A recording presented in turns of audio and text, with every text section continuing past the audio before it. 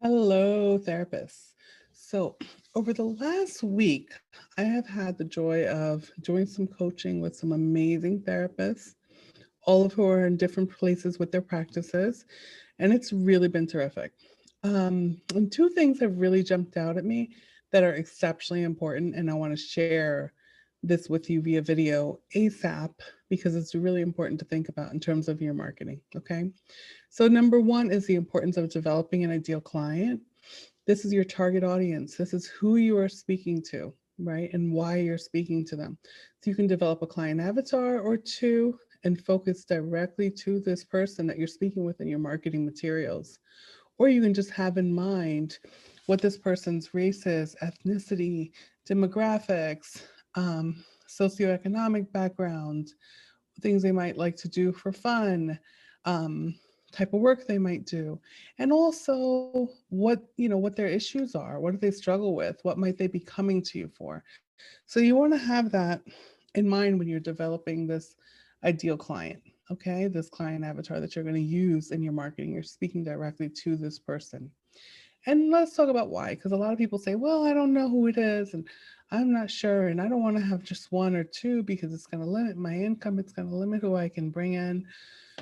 I'm going to burst that bubble real quick. Okay. So this is going to be a bit alarming, this example that I'm going to use, but I think it's really important because it makes a point, right? So you know how they say if you're ever publicly attacked, if you are ever attacked by one person or a group of people in public, what are you supposed to do? You're supposed to make eye contact with one person, maintain that eye contact with them, and say to this one person, please help me. Okay. You're more likely to get help from that one person than anyone else there. There could be 25, 50 people around. It's going to be who you establish contact with, that personal contact, that eye contact with, and you speak directly to. That's who's going to come and help you. That's who's hearing you. That's who's listening to you. It's the same thing with private practice. When you develop your audience, your avatar, your target client, you're speaking directly to them in your language, you're creating a connection with them. They're going to hear you when you speak to them and they are going to come to you. Same thing, okay? No avatar, no ideal client means no clients, right? Or very few clients, or clients who aren't so sure about you, but they figure they try it out. And that's not much of a commitment if you want to actually build a practice that is going to sustain you or help any community. Next, number two, when therapists, and this is, true for therapists from oppressed and marginalized backgrounds, I've seen this especially, but when therapists in general, um, try to avoid showing their image, right? Like avoid showing their face, hide things about their name that show their ethnic or racial background or show anything about them.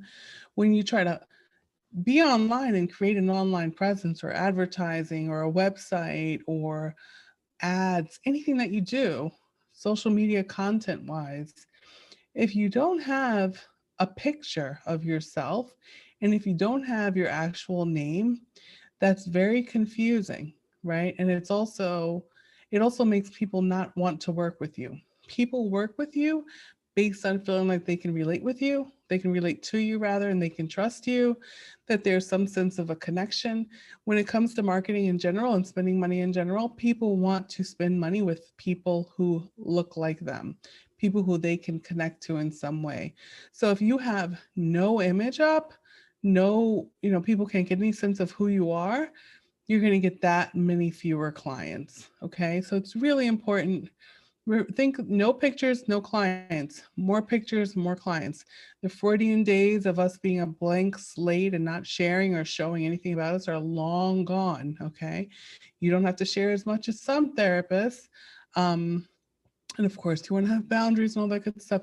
But in your marketing, you do want to give a sense of who you are. This is what makes people feel more comfortable actually coming to and working with you.